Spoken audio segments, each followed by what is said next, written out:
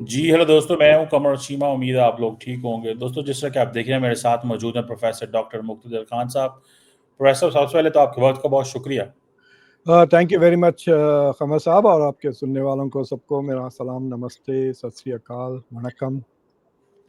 Doctor साहब, एक important development हुई है कि ASEAN summit I think Malaysia में हो रही है, लेकिन भारत के प्राइम मिनिस्टर ने सिर्फ 2-3 दिन पहले फैसला किया है कि वो वहाँ पे नहीं जाएंगे, जिसको बहुत सारे लोग जो है वो स्केप्टिकल हैं कि ये क्या है और क्यों इंडिया ने ये फैसला किया है। क्या नरेंद्र मोदी ट्रम्प के खिलाफ टफ लाइन ले रहे हैं, हार्ड लाइनर बनने लगे हैं, या कि what do you make of that? इसको कैसे देखते हैं इस डिसीजन को वहां ना जाना? वरना अमूमन प्राइम मिनिस्टर मोदी इस तरह के मल्टीलैटरल फोरम्स को छोड़ते नहीं हैं। देखिए, दो चीज़ें हैं विच इज़ वेरी क्लियर। एक के it is very clear to me कि इस हफ्ते फाइनलाइज नहीं होगी बायलैटरल ट्रेड एग्रीमेंट, क्योंकि अगर वाशिंगटन से जो इशारे मिल रहे थे कि it was close to finalising, जो लीगल डॉक्यूमेंट्स है वो प्रिपेयर हो रहे हैं and it will be announced in Kuala Lumpur jointly. तो तो I'm sure के US negotiators at high level are in touch with Indian negotiators. तो वो कह रहे थे कि ठीक है, we will let's get ready till October and, फिर हम कोलालमपुर में इस वीकेंड पे अनाउंस कर देते हैं, राइट? तो अगर मोदी वहाँ होंगे तो we will have a big press conference. तो लेट इज अज्यूम के अगर वो तैयार हो जाती तो मोदी चले जाते, ताकि it will be a huge win ना इंडिया के लिए भी और अमेरिका के लिए भी, दोनों के लिए, ट्रम्प और मोदी के लिए। It will be a big, because जो we will talk about the details later, लेकिन जो डिटेल्स आ रहे हैं it will be very favourable to India, अभी तक जो डिटेल्स रिलीज हुए हैं। लेकिन जो दूसरी चीज ये है कि मुझे लगता है कि नरेंद्र मोदी डर गए हैं डोनाल्ड ट्रंप से। सोचिए आप कि डोनाल्ड ट्रंप उनको पकड़ के, oh he is my best friend करके ऐसा करीब खींच के, by the way you have to tell them how I help you stop the war with Pakistan. फिर क्या कहेंगे? वो फंसे है ना वहां पर, कि वहां पे वो ट्रंप के हाथ में हाथ रख के वो ट्रंप के खिलाफ बोल तो नहीं सकते ना। और यू नेवर नो कि ट्रंप फौरन जवाब दे देंगे, जैसा उन्होंने जेलेंस्की के साथ किया या मैक्रोन के साथ किया। वो इमीडिएटली, अगर ज़रा भी वो सेंस करते हैं कि उनको इंसल्ट हो रही है, वो वहाँ पे कुछ ना कुछ कह देंगे, I save your dead economy, इस तरह की कुछ भी बात कह देंगे। फिर वो इंडिया में एको होते रहेगी, ये हिंदी में कुछ भी बोल लें, कुछ नहीं होने वाला, right? So I think he is avoiding Trump, कि जब तक ये मसला हल नहीं हो जाता ट्रेड एग्रीमेंट का। दूसरा ये है कि अगर वो जवाब दे देते हैं देन इट, वो शायद वो ट्रेड नेगोशिएशंस में उसका बदला ले लें, क्योंकि आपने देखा कि कनाडा के खिलाफ किस तरह से डोनाल्ड ट्रंप ने गुस्से से रिएक्ट किया है, कि सस्पेंड कर दिया उन्होंने ट्रेड नेगोशिएशंस।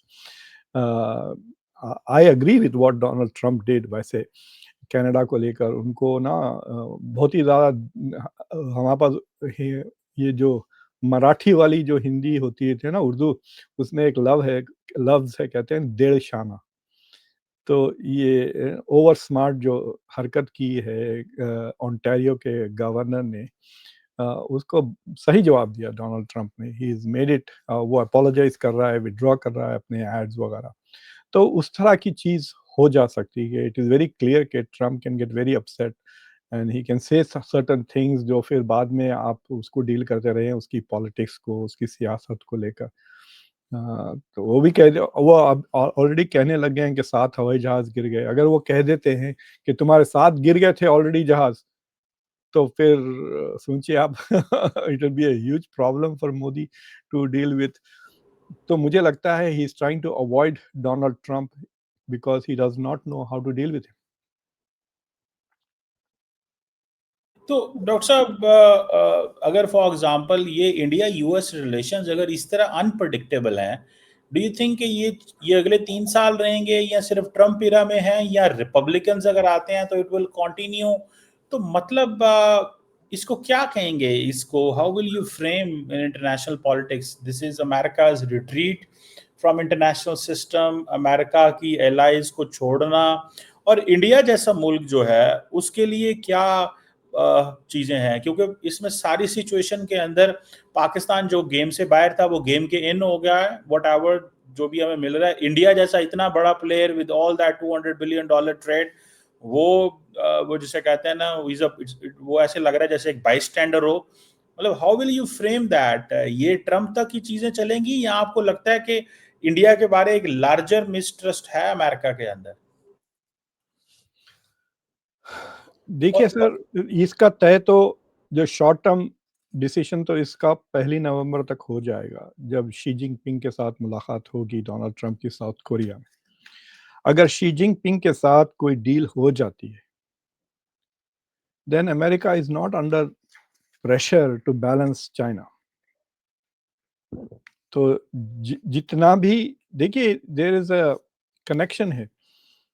अगर इंडिया अमेरिका चाइना का रिलेशनशिप बेहतर होता है तो इंडिया बिकम्स लेस इंपॉर्टेंट। अगर अमेरिका और चाइना के ताल्लुकात ख़राब होते हैं, लेट्स से कि शी जिनपिंग से अग्रीमेंट नहीं होता ट्रंप का, फिर वो 150% टैरिफ लग जाते हैं चाइना पे, so then China will retaliate in some way. तो उसके रिटेलिएशन के बाद सडनली इंडिया की स्ट्रेटेजिक वैल्यू बढ़ जाएगी, and you can see Trump will make concessions to India if he doesn't get a deal with China. तो ये जो डायडिक रिलेशनशिप है ये इनवर्स है, समझे ना। अगर उनकी relationship gets better with China it will get worse with India, if it gets worse with China it will get better with India, इसमें कोई दो राय। खुद डोनाल्ड ट्रंप अपनी पोजीशन बदल देंगे। दूसरी चीज ये है कि it is not in India's interest के मोदी छुपते फिरे, कि अब वो कोलालमपुर नहीं जाना इज नॉट एन इम्पॉर्टेंट, मतलब इंडिया के लिए it is not a good thing. भाई ईस्ट एशिया पूरा आसियान वहां पर है।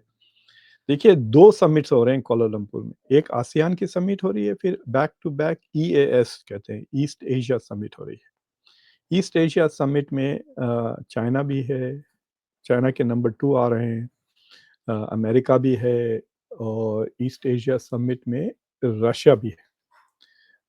आई डोंट नो रशिया से स्टीव लैवरोव आ रहे हैं या नहीं। तो अब इनको अगर भेज देते हैं, I don't know who is going to go from India side, Jaishankar को भेजते हैं या उनके नीचे वाले सेक्रेटरी को अगर वो भेजते हैं, कुछ भी अटेंशन नहीं मिलेगा। आपने देखा शार्म अल शेख में कुछ अटेंशन मिला इंडिया को? कुछ भी नहीं। उन्होंने ब्यूरोक्रेट को भेजा था या मिनिस्टर ऑफ स्टेट व कुछ जो भी है बिलो जयशंकर के लेवल पे एंगेजमेंट था ना। तो India was completely sideline, there was no discussion of India at all in that context. अब आसियान में जाएंगे आप, ASEAN is the core of East Asia.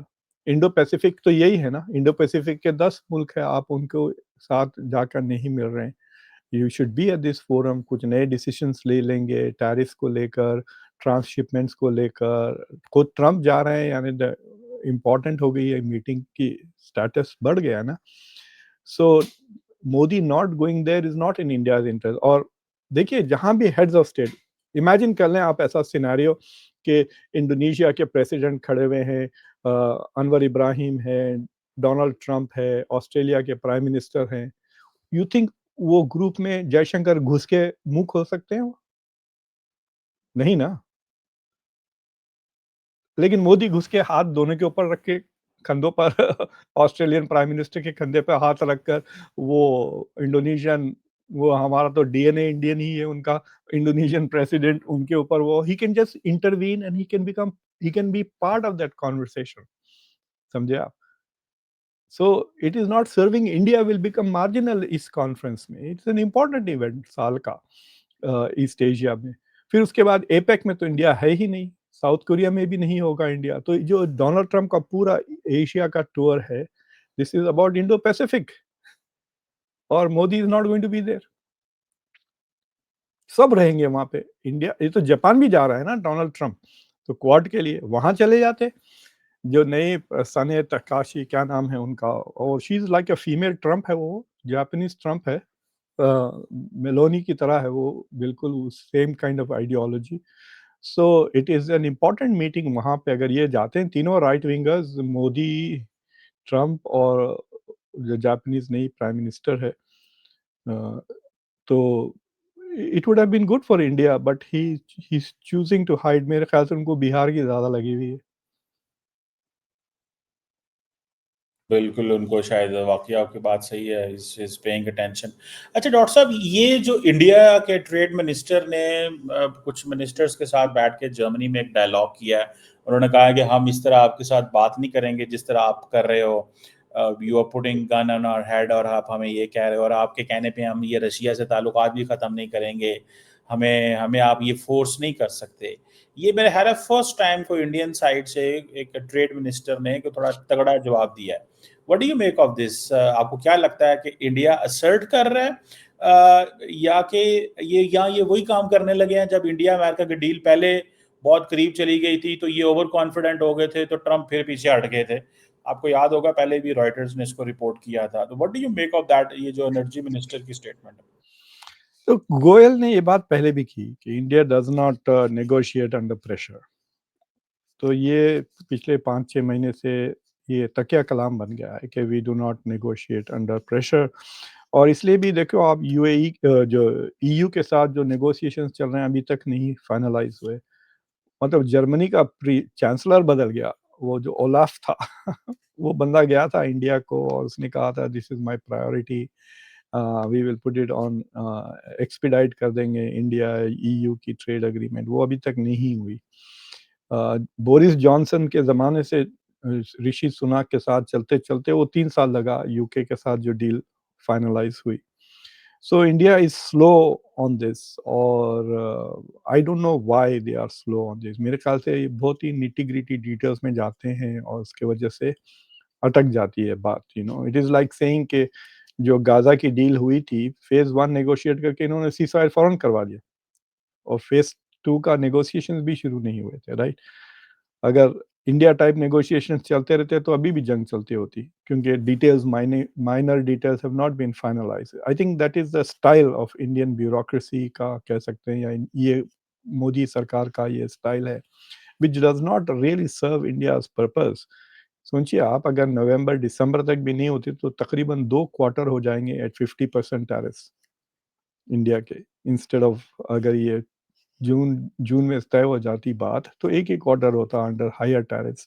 सो कई कंपनीज बंद हो गए हैं इंडिया में, खासतौर से जो गारमेंट्स वगैरह एक्सपोर्ट करते हैं। कर्नाटका से मैं पढ़ रहा, सॉरी तमिलनाडु से एक कंपनी के बारे में पढ़ रहा था। हज़ारों एम्प्लॉइज़ को उन्होंने फायर कर दिया बिकॉज़ वो बनियन और अंडरवियर बनाते थे, अमेरिका को एक्सपोर्ट नहीं कर सक रहे हैं वो 50%, और उनको अल्टरनेटिव मार्केट्स भी नहीं मिल रहे हैं जैसा चाइना को मिल रही है। So this delaying is not in India's interest at all। मतलब आई don't know why they think it is something great. Japan जो इंडिया से ज़्यादा ट्रेड करता है अमेरिका से, जापान तो इंडिया के टोटल ट्रेड से ज़्यादा तो खाली जापानीज कार्स आते हैं अमेरिका में, 160 बिलियन डॉलर के।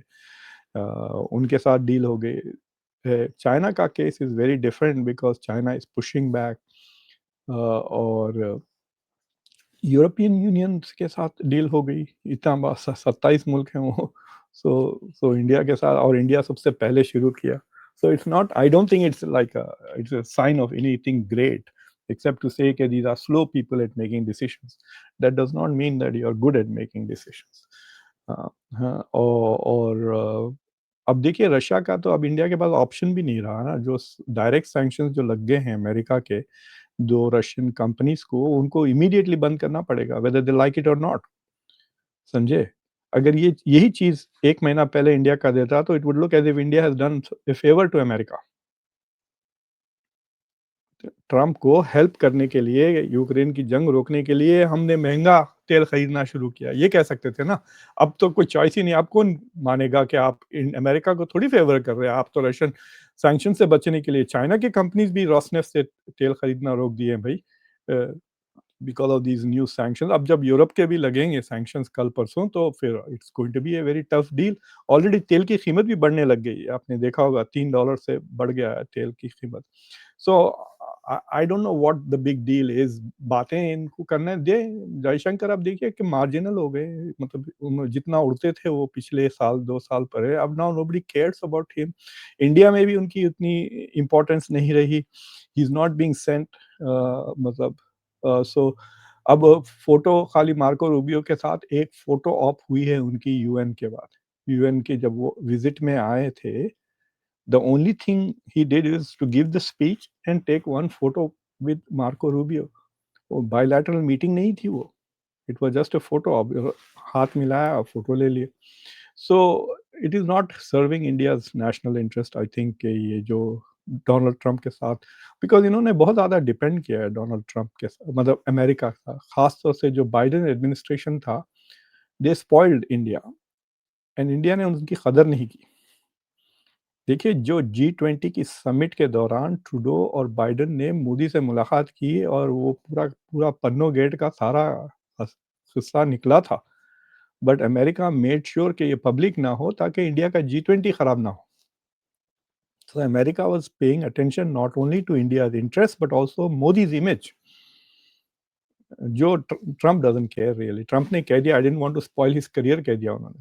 और लोग समझ रहे हैं what did he mean by that, you know, कि मोदी के बारे में लाइक क्या, व्हाट डिड ही से. और आपने देखा दिवाली सेलिब्रेशन के बाद उन्होंने साफ कह दिया I told Modi no more wars with Pakistan. और डॉक्टर इसको कैसे रीड करते हैं ये जो no more wars with Pakistan? तो ये अमेरिकन प्रेसिडेंट इंडिया को कहा है no more wars with Pakistan. और आपने डॉक्टर साहब देखा एक चीज कि जब अमेरिकी सदर बोल बैठे चेयर पे आगे तो राइट साइड पे इंडियन एम्बेसडर खड़ा था जो उनकी चेयर सीधी कर रहा था. Did you see that? मैंने वो देखी, वो उसने उसके ज्यादा अटेंशन नहीं पे कर रहा था कि उनके लेफ्ट पे जो है वो मेरा दोस्त है. अच्छा, अडोबी का सीईओ, हैदराबाद का बंदा है, Shantanu Narayan.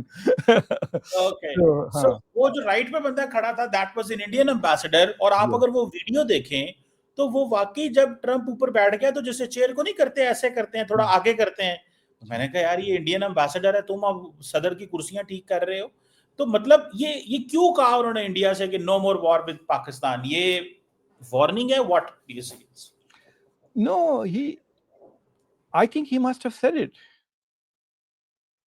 No more war with Pakistan, बस बहुत हो गया, अब खत्म करो. It is a very straight up. अब देखिए, अब India, if India wants to, India ने तो कहा ना कि ऑपरेशन सिंदूर खत्म नहीं हुआ, it is on pause button पे है. तो अगर unless there is a terrorist attack it is not going to happen again. कुछ ऐसा नया डेवलपमेंट नहीं होने वाला है. तो it is in the hands of Pakistan. अब कोई डोमेस्टिक टेररिस्ट अगर कुछ कर दे तो it will be a issue. ये तो हमने पहले भी किया था कि ये मोदी डॉक्ट्रिन के साथ इट्स अ प्रॉब्लम कि कोई लोकल बंदा अगर कर देता है कोई बड़ा हादसा, खुदा ना खास्ता, I hope it doesn't happen, then how will they explain it? Will they decide कि this is a domestic terrorism or this is cross border terrorism? ये उनको पहले डिसीजन लेना होगा ना. और मुझे लगता है कि अब they will be under bigger pressure to make it a cross border terrorism, क्योंकि then they will have to deal with Trump. जो जो जो मई में जब इन्होंने ऑपरेशन सिंदूर शुरू किया था, दे वर अंडर द अजम्पशन कि America will stand with India. ये सारा का सारा आइसोलेशन जो इंडिया का सेंस फील कर रहे हैं वो तो ऑपरेशन सिंदूर के बाद हुआ ना, के दौरान तो नहीं खड़ा रहा. इनफैक्ट सम इंडिया के एनालिस्ट तो खुल के लिख रहे हैं कि forget about standing with India, it appeared that it was standing against India. बाज लोगों की इंटरप्रिटेशन ये है ना कि but it certainly did not stand with India at all. इतना मजबूर हो गए कि India is trying to spin it by saying कि हमको क्रिटिसाइज नहीं किया ऑपरेशन सिंदूर करने के लिए. That is a support. उस तरह भाई अगर आपको किसी की सपोर्ट करना है तो कह देंगे आई सपोर्ट यू. 3 लफ्ज हैं बस, यू नो. वो तो नहीं कहा किसी ने भी ऑपरेशन सिंदूर को सपोर्ट नहीं किया. दे सेड वी सिंपथाइज किया कि आप टेररिज्म के विक्टिम है वगैरह वगैरह. बट जितना भी कमेंट्री आई है it's about Pahalgam, not about operation Sindoor. The international community is seeing those as 2 different events. और तो I think India is not going to start another war right now unless कोई ऐसा बड़ा हादसा हो जाता है पहलगाम जैसा, and then they will consult with Trump before they do anything. लेकिन डॉक्टर साहब आपकी बात तो ठीक है, लेकिन इंडिया एक बहुत बड़ी ट्राई सर्विसेज एक्सरसाइज कर रहा है, नोटम जारी कर दिया है उन्होंने पाकिस्तान इंडिया के बॉर्डर के ऊपर. ये एक बहुत बड़ी एक्सरसाइज है. मतलब व्हाई दे नीड इट? मतलब आप जस्ट इमेजिन करें कि क्या ऐसा क्या है जो रोज कोई ना कोई एक्सरसाइज. ये देखें, ये this is a NOTAM which they have issued on the right. ये all that brown is what India is doing. ये बीच में ये जो पानी में भी है. और सुनने में आया कि पाकिस्तान जो है उसने भी एक नोटम जारी किया है, और वो एक्साइजेस तो नहीं कर रहा पाकिस्तान, लेकिन पाकिस्तान ने ये नोटम ज़रूर जारी कर दिया है कि भाई we are looking into this. हमारे लोग ये बताते हैं कि ये they are building up something for, it's not just कि अभी तो ये 10-12 दिन के लिए कर रहे हैं, लेकिन ये वैसे भी रूटीन में बिल्डअप कर रहे हैं, कुछ रात को कोई ना कोई एक्टिविटी दिन में हो रही होती हैं। तो क्या आपको क्यों लगता है why they don't want to do this, exercises क्यों चाहते हैं ये करनी? देखिए, इंडिया का जो इंडिया के बाहर ऑपरेशन सिंदूर के बाद India's reputation took a hit. मतलब इसमें कोई दो राय ही नहीं है। Only Indians think that they did well in operation Sindoor, the rest of the world does not think that at all. तो अब ये मतलब दे आर वरीड के जो देखिए ऑपरेशन सिंदूर का क्या गोल्स थे। ऑपरेशन सिंदूर के जो गोल्स थे, एक गोल ये था कि they wanted to punish Pakistan for what happened, खासतौर से जो टेररिस्ट वहाँ पे कैंप्स है, they wanted to attack that. They were thinking कि Pakistan will not respond, which is I don't know on what basis they thought कि इतना बड़ा miscalculation जो उन्होंने किया है। डॉक्टर जयशंकर का जो फोन कॉल था, we are not attacking Pakistan, we are not attacking Pakistan's economy, we are not attacking Pakistan's people, we are only attacking terrorist camps। इस तरह जो समझे, वो समझे थे कि जिस तरह पाकिस्तान और ईरान के बीच में जो एक्सचेंजेस हुए, तो उस तरह का ये भी ऐसे ही होगा, हम जाएंगे, there will be no resistance, हम बस ये टेररिस्ट सेंटर्स को बॉम्ब करके वापस आ जाएंगे। So they didn't, I think they were not ready for what happened कि देयर वाज अ फाइट के वर्ल्ड वॉर 2 से लेकर अब तक इतनी बड़ी एयर फाइट नहीं हुई कहते हैं बास लोग, right. This is the biggest air battle, कुछ 120 के करीब हवाई जहाज इन्वॉल्व थे। They didn't expect something big like that to happen, it major air battle. तो तो अब उसके बाद से they are trying to flex their muscle to hope के पाकिस्तान को ये बात बता देंगे, ठीक है भाई आपने वो 20-25 मिनट की जंग में you did well, but keep in mind we are so much more powerful, we have so much more money, we have so much more man and resources then you do. तो अपना conventional advantage आपको दिखाना चाह रहे हैं because they know कि you are watching. So it is like that, you know कि आप बेसिकली इट्स लाइक सेइंग कि भाई आप अपना शर्ट निकाल के मसल्स बता रहे हैं। That is the point he's trying to do, that is what they are trying to do, they're flexing their muscles, और they are not going to attack now। इतना तो मैं आपको कह सकता हूँ, बिहार इलेक्शन से पहले वो ऐसा कोई एडवेंचर नहीं करेंगे। अगर कुछ गिर गया और उसकी वीडियो बन गई तो फिर वो हार ही जाएंगे ना बिहार का election. so they are not going to risk this। Bihar is an important state for Modi, उनकी हिंदी बेल्ट वगैरह के लिए। So so I am not very sure कि ये करते रहें, एक्सरसाइज तो बहुत लोग करते हैं। दूसरी चीज़ ये है कि गिवन ऑल द जो टेंशन्स इंटरनेशनल सिस्टम में हैं, और जो करंट रिलेशंस है विद द यूएस, पाकिस्तान की मतलब ताल्लुकात मजबूत होते जा रहे हैं अमेरिका के साथ, और इंडिया के सवाल के मतलब क्वेश्चन मार्क्स लगते जा रहे हैं इंडिया के रिलेशंस के साथ। यहाँ तक कि क्वाड के बारे में लोग पूछ रहे हैं कि is the Quad alive, what has happened to Indo Pacific. मैं अभी देख रहा था जनरल अता हसनैन साहब ने मुझे व्हाट्सएप पे एक आर्टिकल भेजा है उनका, उसका उन्होंने जो आर्टिकल का टाइटल मैं आपको पढ़ के बताता हूँ। मैं पढ़ रहा था, he says a return to the Indo Pacific the forgotten theatre. Deccan Chronicle में छपा है। तो फॉरगॉटन थिएटर बहुत इंटरेस्टिंग है। आप देखिए, जब बाइडेन थे प्रेसिडेंट, बाइडेन की को क्रिटिसाइज ये कर रहे थे that he was getting distracted from the real focus, we should be Indo Pacific. वो इंडो पैसिफिक को छोड़ के यूक्रेन के पीछे पड़े हुए थे ना, फिर गाजा में लग गए। So they were talking about Gaza and the Indo Pacific as a मतलब Gaza and Ukraine as a distraction from the real challenge which is China, which is Indo Pacific. अब तो ऐसा हो गया इंडो पैसिफिक वाकई में भूल ही गए। सो सो जल दैट इज साहब क्यों ये डॉक्टर साहब क्यों बोले हैं ये Indo Pacific, why is that so, क्या मतलब लॉजिक क्या है? मेरे पास तो सिंपल एक्सप्लेनेशन है। आई थिंक के for Joe Biden, geopolitics was more important than geoeconomics. For Trump, it's not like that. For Trump के लिए geoeconomics is more important than geopolitics. As simple as that. उल्टा हो गया। तो geopolitically Ukraine is very important कि Europe में NATO के लिए थ्रेट है, रशियन एम्पायर, ये वो अनशन। वो बजिंस्की की एक पुरानी कहावत है जो बार-बार लोग दोहराते हैं कि without Ukraine Russia is not an empire. और इनके दिमाग में ये बैठ गई है कि Putin is trying to reconstruct the Soviet empire.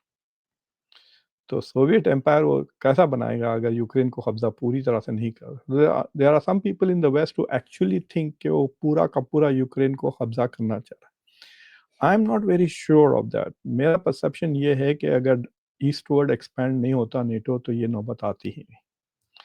They made Putin and Russia feel very insecure कि अगर यूक्रेन अगर नेटो में चला जाता है तो वो तो बॉर्डर पे ही आ गए इनके ना। So that is why they have provoked this fight. So these are all geopolitical calculations है about dominating Eurasia, dominating मतलब वेस्ट यूरोप को डोमिनेट करते करते यूरेशिया डोमिनेट करना चाह रहा था। तो वहां पे ये जंग is stopping the west from going into Eurasia, जहां पे चाइना और रशिया रूल करते हैं। CIS को ले लें, SCO, this is all about central Asia और ईस्टर्न यूरोप। तो तो बाइडेन क्योंकि पुराना कोल्ड वॉरियर है, ये कोल्ड वॉर के दौरान से तो उसकी दिमाग उधर ही चल रही थी। He is not paying attention के क्या हो रहा है टैरिफ को लेके या भाई इतने बातें उसने चिप चिप चिप करके किया है। चिप लॉ भी पास किया है Donald, but he did not pay attention to जो चाइना ने जो किया है विथ रेयर अर्थ मिनरल्स। ये एक दिन में थोड़ी हुआ है, 10 साल में हुआ है।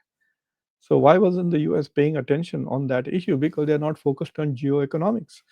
Geopolitics पे focused हैं ये लोग। It is very surprising ना, Democrats होते हुए they feel मतलब they are behaving like realist. तो Donald Trump is not interested in geopolitics. मतलब उसको वो सुबह रोज उठ के सोचता होगा यार ये यूक्रेन नहीं होता तो अच्छा होता। You know he is like he is forced to deal with it. बहुत ही रिलक्टेंट वॉरियर है when it comes to Ukraine.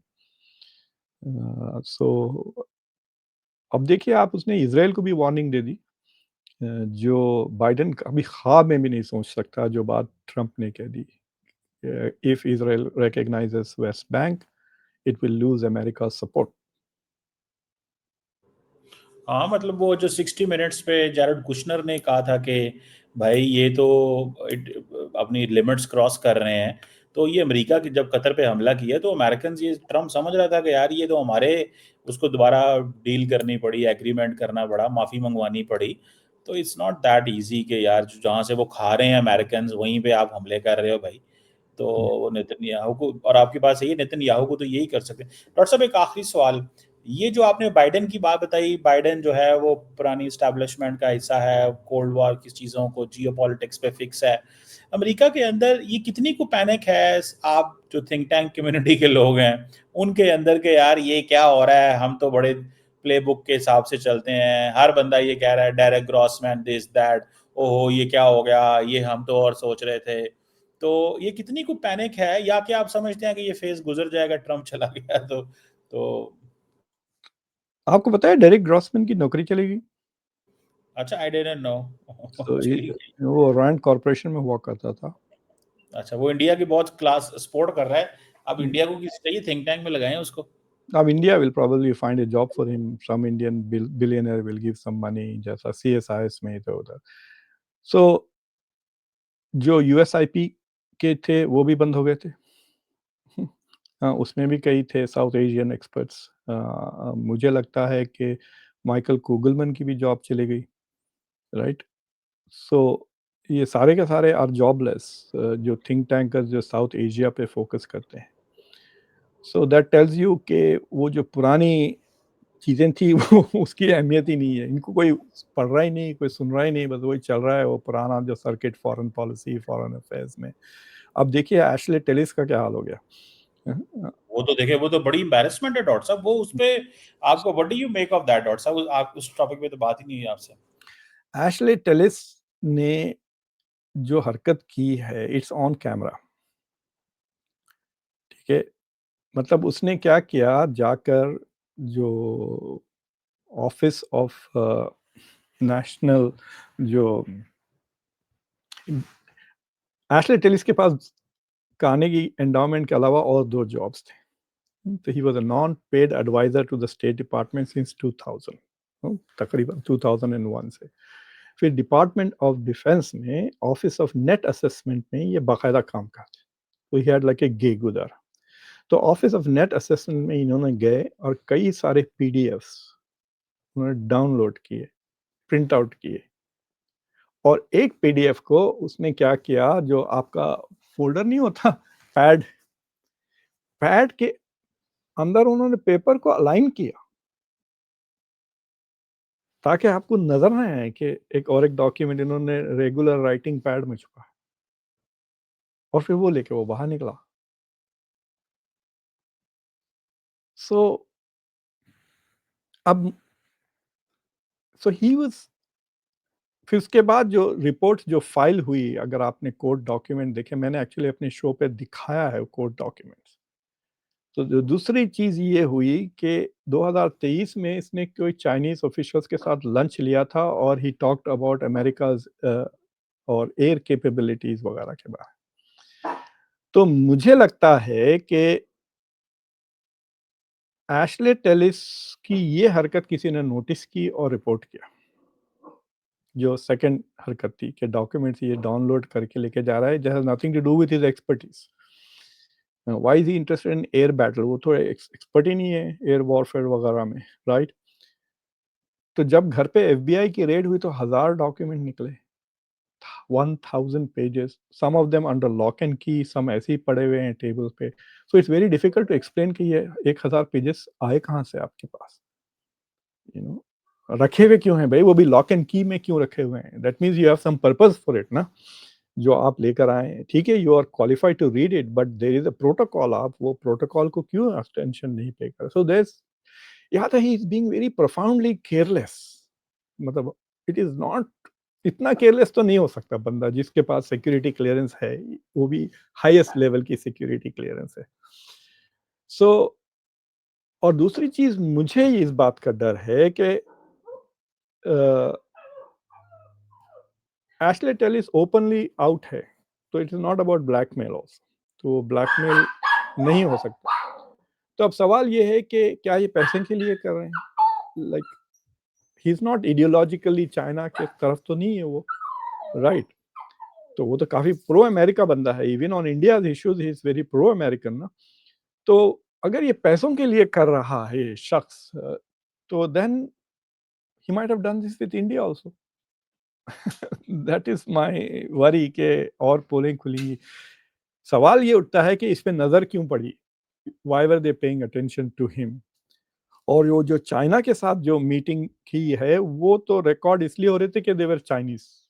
तो ठीक है, मैं वो समझता हूँ एफबीआई की काउंटर टेररिज्म वालों ने चाइनीज पे नजर रखी है, उसमें रिकॉर्ड कर लिया, और वहां पे एक रिकॉर्डिंग के मुताबिक एक मनीला एनवलप लेकर पहुंचे थे एशले टेलिस, उनके साथ खाना खाया, वो मनीला एनवलप टेबल पे ही था, and then he left the meeting without that manila envelope, यानी he left some documents or whatever was in the Manila with the Chinese. तो लेकिन तो बट ये हुँ, तो so and he was clearly the most important person in Washington on India-US relations. जो Americans भी सुनते थे उनकी बात, मतलब जयशंकर के साथ उनके कई फोटोग्राफ्स हैं, he used to travel regularly to India, back and forth, back and forth. It is not a good thing for India कि एशले टेलिस को पकड़ा गया। वहाँ पे तो राइट विंगर्स तो खुश हो रहे हैं, but it is not a good thing because it's going to raise suspicion. अब मैं आऊँगा तो फिर ये सोचेंगे क्या ये बंदा भी, you know, because of him. So it is not a good thing at all, and I don't know why वो इश्यू एकदम खत्म हुआ। एक दिन 2-3 दिन चला, फिर उसके बाद वो इश्यू बंद हो गया है। तो बेसिकली जो इंडिया साउथ एशिया जो कर रहे थे थिंक टैंक वाले, they are not in good shape right now. बिल्कुल सही कह रहे हैं। एनीहाउ देखते हैं क्या होता है इस हवाले से। आपकी बात सही है, for everyone who was working on India और चाइना और ऑल दैट, सबके ऊपर जो नज़रें हैं वो अब पड़ हाँ, गई अगर हैं। आप गोरे नहीं है तो सडनली यू बिकम सस्पिशियस ना, दैट्स द प्रॉब्लम। इवन के गोरे भी डॉक्टर साहब बड़े सारे लोग पकड़े गए होंगे, ये कर रहे होंगे, क्योंकि चाइनीज आजकल बहुत पैसा देते हैं। चाइनीज आर स्मार्ट एनफ, वो कहते हैं पैसा दो और लोगों से इंफॉर्मेशन लो, उनको तो हर जगह से चाहिए पैसा। तो वो मेरा ख्याल है कि मैं एक साउथ अमेरिका की कंट्री में गया था लेक्चर देने के लिए, तो वहाँ पे मुझे एम्बेसी वालों ने रिसीव किया, यूएस एम्बेसी वालों ने। तो वो आए मेरे होटल और मुझे ले गए, मैं उनसे बात किया। तो जब वह बातचीत कैजुअल था, कुछ ऐसी सीरियस बात नहीं। जब हम वापस जा रहे थे तो उसने मुझे कहा कि तुम जिस यूनिवर्सिटी में बात कर रहे हो वहाँ बहुत सारे टिकटॉक के कंसल्टेंट्स हैं, उनसे बिल्कुल बात नहीं करना। तो मैंने कहा टिकटॉक के कंसल्टेंट्स क्या मतलब? हाँ, they are actually consultant for TikTok. तो चाइना तो उनका कहना था कि China was using private companies to give money to professors वगैरह, ताकि प्रो चाइना नैरेटिव्स क्लासरूम्स में आ जाएं। Can you imagine that classrooms में प्रो चाइना नैरेटिव लाने के लिए वो टिकटॉक उनको जाके हायर कर रहा है एज कंसल्टेंट्स, मीडिया कंसल्टेंट्स, ये वो। तो बेसिकली फनल कर रहे थे पैसे वो टुवर्ड्स एकेडेमिया। तो मैं तो बहुत दूर रहता हूँ इन मामला से। I mean I go to conferences and travel, but पैसे एक भी कभी ना लें। पैसे ले एक बार आप तो then you are finished. Yeah. Thank you very much professor Thank doctor you. Mughal Khan साहब, बहुत शुक्रिया सर आपका वक्त।